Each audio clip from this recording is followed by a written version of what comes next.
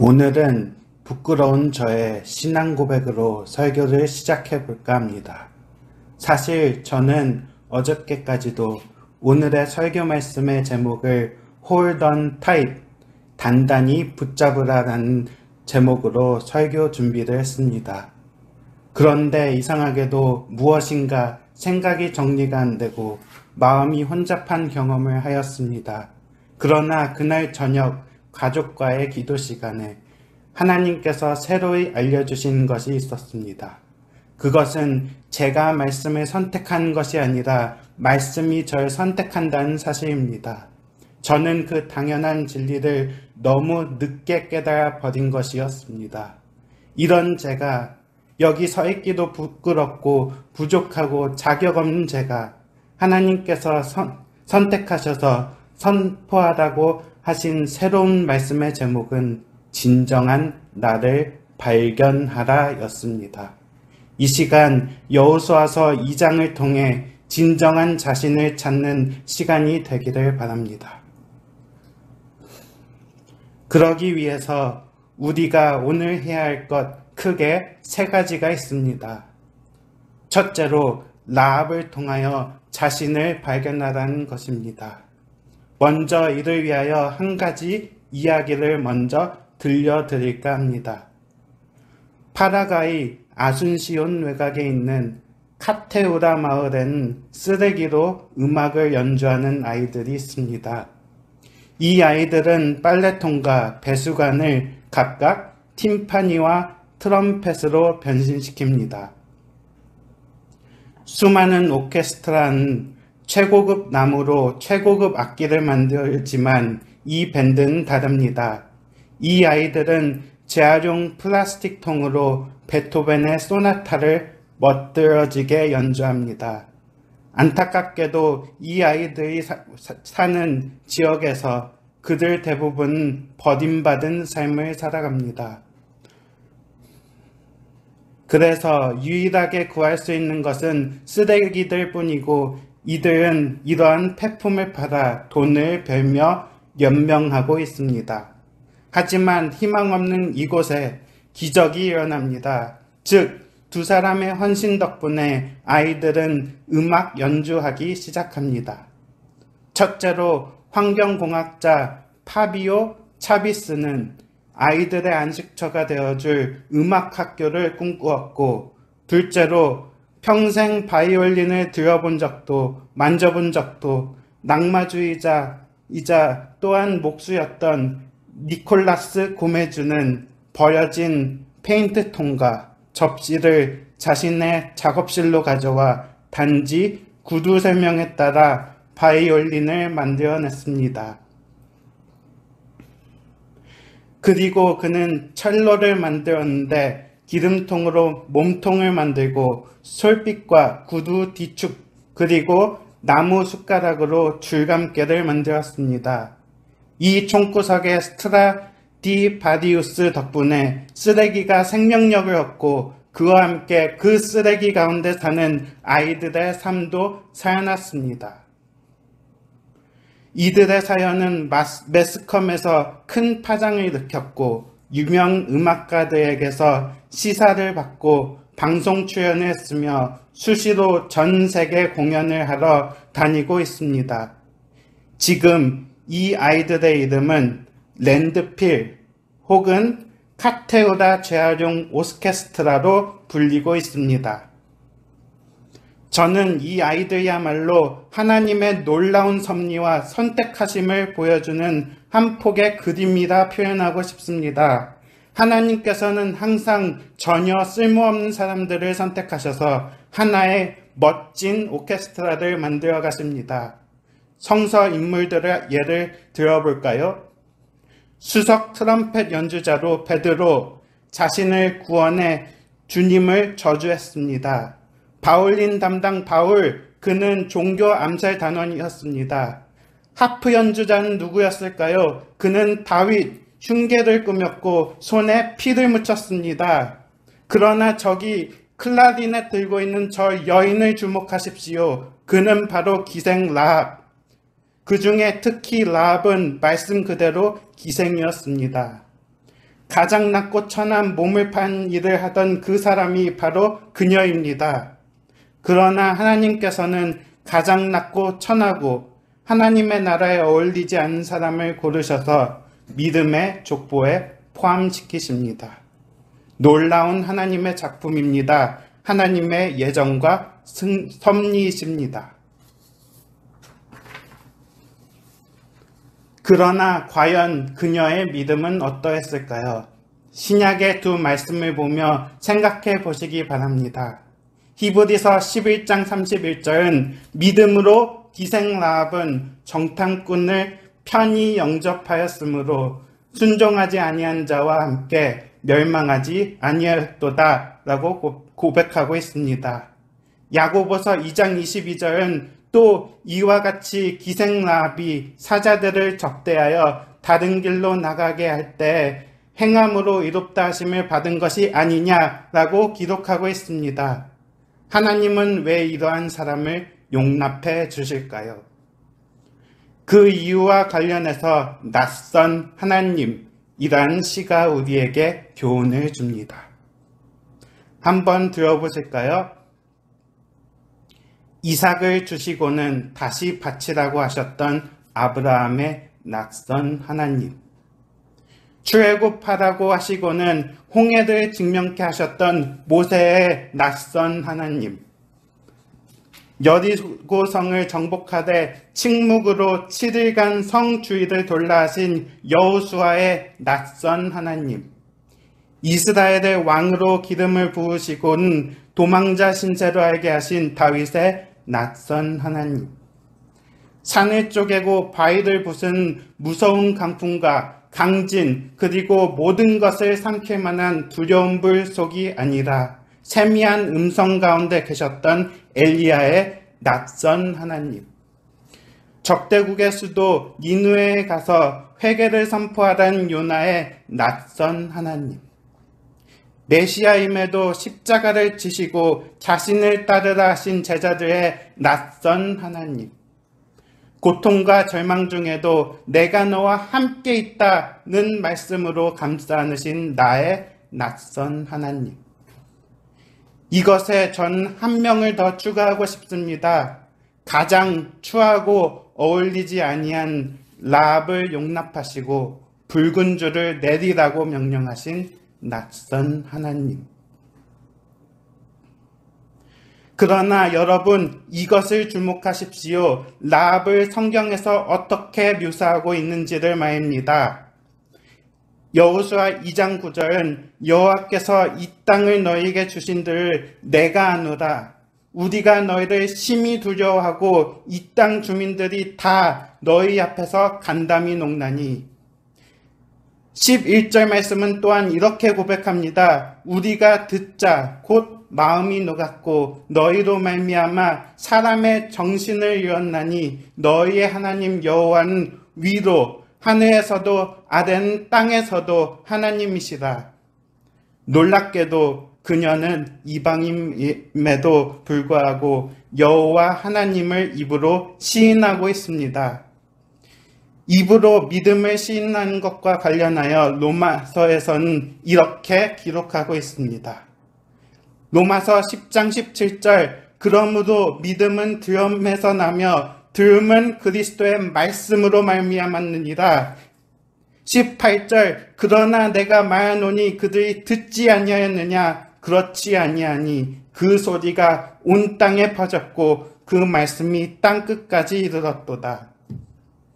여러분, 분명 어디선가 라합은 이스라엘의 하나님의 위대한 구원의 이야기를 들었을 것입니다. 그러므로 라합은 이방인의 땅 한복판에서 그들을 따르지 아니하고 이스라엘의 여호와를 향한 믿음을 행동으로 옮깁니다. 여러분 생각해 보십시오. 사실 라합은 생명을 걸어야 했습니다. 자신의 동료를 배신하고 자신의 사람들을 버려야 했습니다. 그럼에도 불구하고 라합은 사람을 보지 아니하고 멸망의 한복판에 서 있는 여리고 성도 뒤돌아보지 아니합니다. 저와는 얼마나 다른지요. 여러분, 저는 한국에서 캐나다에 와서 외로워서 더 많은 사람들을 사귀려고 온갖 노력을 다했습니다. 그러나 지금은 후회합니다. 하나님께서 붙여주신 친구를 찾았더라면. 그러므로 그녀의 믿음은 엄청난 것이었습니다. 그래서 주님은 라합을 히브리 공동체에 끼워주셨고 보아스를 낳았으며 라합에게서 이세라는 증손자가 나오게 된 것입니다. 네, 다윗의 아버지였던 바로 그 이세 말입니다. 여러분, 그러나 반드시 주목할 것이 하나 더 있습니다. 라합은 이스라엘 공동체에 포함되었는데 그의 꼬리표에는 왜 기생이라는 꼬리표를 하나님께서 없애주시지 않았을까요? 이와 관련해서 헨리나우엔 그의 책 예수의 길에서 이야기합니다. 예수님은 우리의 짐과 십자가와 고뇌를 없애주려고 오신 것이 아니다.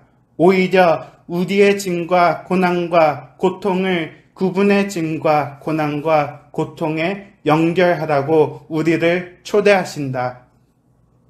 그렇습니다, 여러분. 하나님께서 라합의 기생이라는 꼬리표를 없애주시지 않은 이유는 바로 그 아픔을 변화시켜 십자가라는 위대한 메시지가 되게 하고 주님을 전하게 하신 메신저의 사명을 그녀에게 감당하게 하신 것입니다.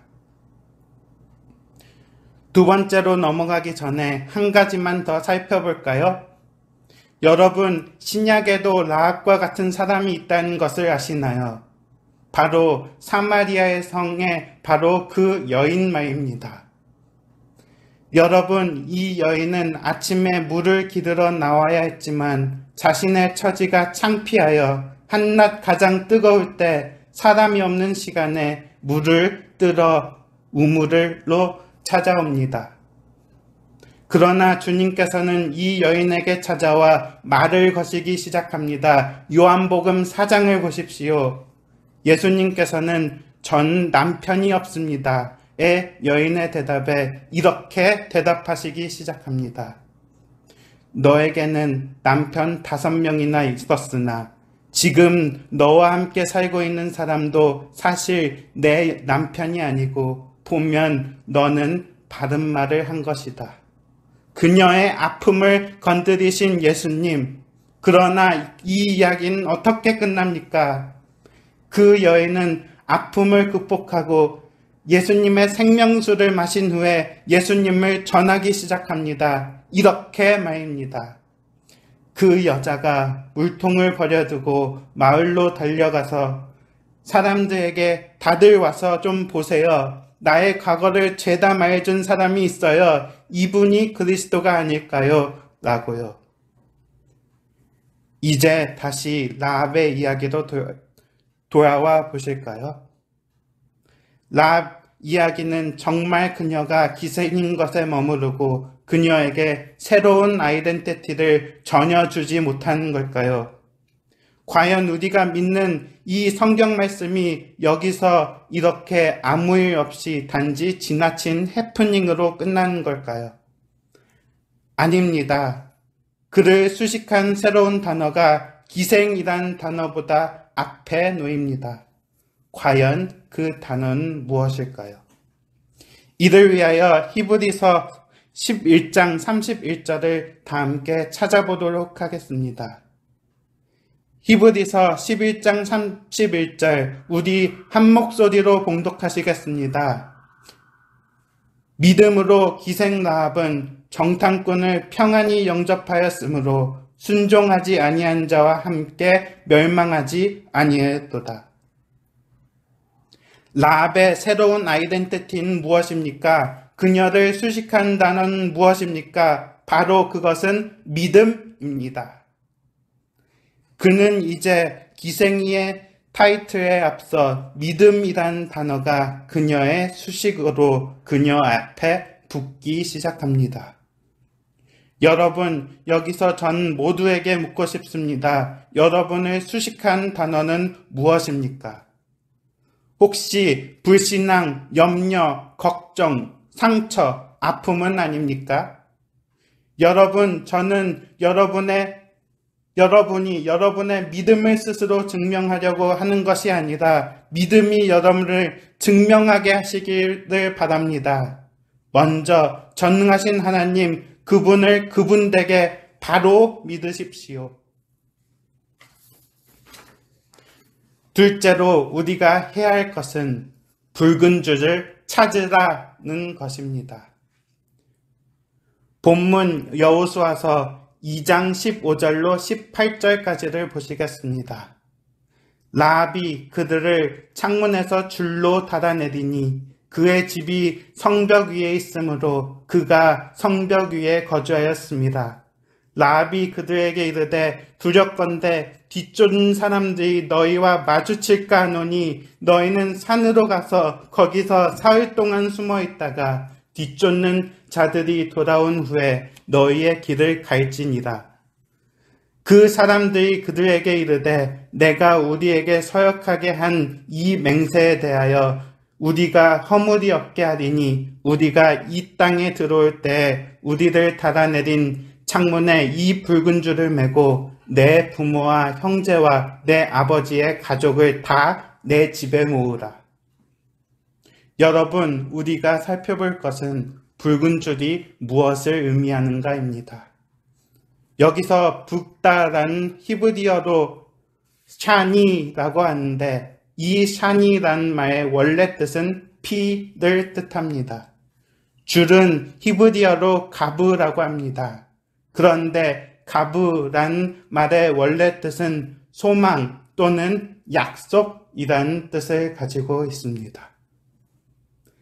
그러니까 붉은 줄을 히브리어로 샤니 가브라고 하는데 이 단어를 합쳐보면 무슨 뜻이 됩니까? 즉 피로 이루어진 약속 또는 피로 이루어진 소망이라는 뜻이 됩니다.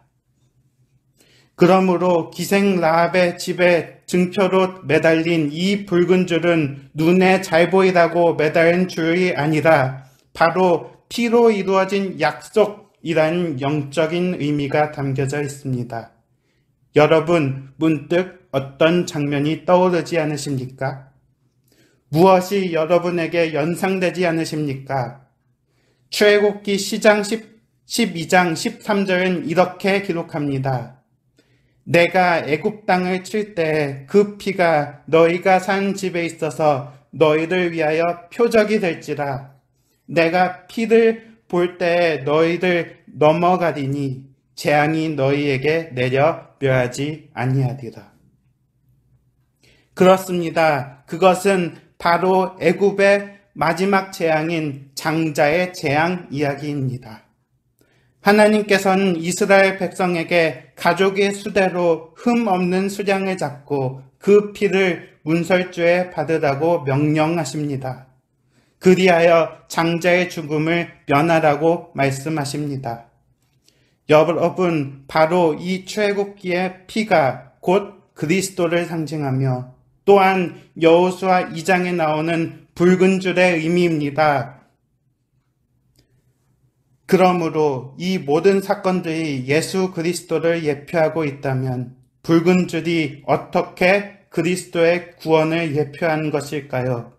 이 대답은 간단합니다. 여리고성이 여호수아서 6장에서 무너질 때 하나님의 진노는 어디 있었습니까? 바로 여리고성 위에 임했습니다. 그 붉은 줄은 여리고성 밖에 있었습니까? 아니면 여리고성 진영 안에 있었습니까? 당연히 여리고 성벽에 있었습니다. 그 붉은 표시는 누구를 구했습니까? 하나님을 믿는 자, 곧 라합과 그의 가족을 구했습니다. 이것이 바로 복음입니다. 이것이 바로 그리스도의 대속적 죽음의 표징인 것입니다. 조금만 더 깊게 들어가 볼까요? 전 사실 이 설교를 준비하면서 영적으로 붉은 줄의 의미가 무엇일까 일주일 동안 고민하고 또 고민한 결과 발견한 것 한 가지가 있었습니다. 바로 초대교회 교부들의 주석을 보면서 말입니다. 어거스틴의 스승이자 초대 교회의 교부 중 한 명이었던 암브로시우스는 이런 말을 한 적이 있었습니다. 라합은 그 창문에 붉은 실을 매어 그 믿음의 표징과 여호와의 정열의 깃발을 들어 세상을 구원할 신비로운 피의 외관을 기억하게 되었다. 그래서 성 밖에서는 여호수아의 이름이 싸운 사람들에게 승리의 징표였다. 내면에서 보면 주님의 순환은 위험에 처한 이들에게 구원의 표시였다. 이 말을 다시 풀어볼까요? 라합이 단 그 붉은 줄은 성벽 바깥쪽에서 볼 땐 이스라엘의 승리이며 여호수아의 승리의 표시입니다. 그러나 성벽 안쪽에서 볼 땐 그 붉은 줄은 라합에게 주님의 고난을 간접적으로 상기시켜주는 위대한 구원의 상징이었던 것입니다. 현대시대를 살아가는 우리에게 이 말씀이 주신 교훈은 무엇일까요? 당신은 세상으로 예표된 여리고와 함께 멸망당할 것입니까? 아니면 이 붉은 줄로 예표된 갈보리에 달리신 예수님을 발견할 것입니까? 여러분 생각해 보십시오. 그리고 이 위대한 진리를 반대로 생각해 보십시오. 세상의 입장으로 봤을 때는 그 붉은 줄은 미련하고 어리석게 보여지게 될 것입니다. 그러나 하나님의 입장으로 보자면 그 붉은 줄은 사람들을 구원시키는 유일한 희망의 보여짐과 동시에 하나님의 위대한 승리인 것입니다. 표준어 새번역 성경 고린도 전서 1장 18절에서 21절은 이 변함없는 진리를 이렇게 전하고 있습니다.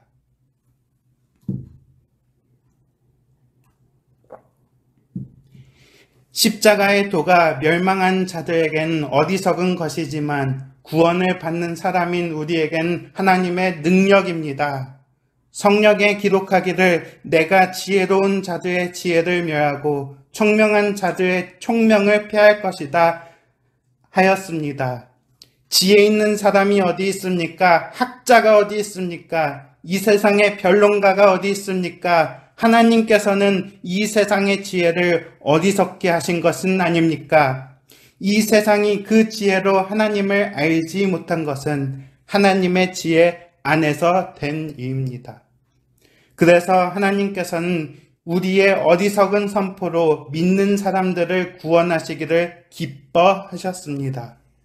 여러분 안에 있는 성벽에 걸려져 있는 붉은 줄을 발견하십시오. 간절히 발견하십시오. 그렇지 않으면 여러분 낭패와 절망과 크게는 멸망을 당하게 될 것입니다. 여러분 사십시오. 악착같이 그리스도를 발견하십시오. 영생을 찾으십시오. 마지막으로 셋째, 붉은 줄이 되어 자신을 발견하라. 그리스도의 도구가 되라는 것입니다. 여러분 그리스도를 발견하셨습니까? 여러분 마음에서 성벽에 걸려진 붉은 줄을 발견하셨습니까? 마지막으로 할 것이 남았습니다. 여러분 스스로가 붉은 줄이 되십시오. 그러나 여러분 스스로는 하지 못합니다. 그리스도와 함께 하셔야 합니다. 여러분 기초적인 상식에 속한 질문 하나 하기를 원합니다. 물의 화학적 기호는 무엇입니까? 당연히 그것은 H2O일 것입니다. 여러분, 그러나 그 둘을 분리시켜 생각해 봅시다. 수소 원자 2개로 물이 이루어질까요? 아니면 산소 원자 하나로만 물이 생성되어질까요? 아닙니다. 물이 되기 위해서는 수소 2개와 산소 하나는 절대적으로 필수적이며 그 둘은 필수 불가분의 관계입니다. 여러분, 영적 눈으로 생각해 보십시오. 그리스도의 도구가 되기 위해선 도구인 우리와 그리스도 구분이 필수적으로 함께 필요합니다. 여러분 스스로는 그리스도의 도구가 될 수 없습니다. 그리스도가 여러분 안에 거해야 합니다. 이것을 설명한 말씀이 요한복음 5장 5절입니다. 요한 사도는 이렇게 이 말씀을 증거해 줍니다. 난 포도나무요 너희는 가지니 저가 내 안에 내가 저 안에 있으면 이 사람은 과실을 많이 맺나니 나를 떠나서는 너희가 아무것도 할 수 없습니다. 또한 요한계시록 3장 20절에서는 그리스도 안에서 이루어진 그 교제를 이렇게 증언합니다. 누구든지 내 음성을 듣고 문을 열면 난 그에게로 들어가서 그와 함께 먹고 그는 나와 함께 먹을 것이다. 여러분, 그러면 마지막 질문 하나가 남습니다. 우리는 어떻게 붉은 줄이 될 수 있을까요? 어떻게 그리스도의 도구가 될 수 있을까요? 이 정답을 저는 영국의 위대한 설교자요, 설교의 황태자인 스펄전이 그의 책 스펄전과 함께하는 365 아침 묵상 4월 18일에 쓴 글에서 발견하였습니다. 여러분, 이 위대한 선포를 한번 들어보시기 바랍니다.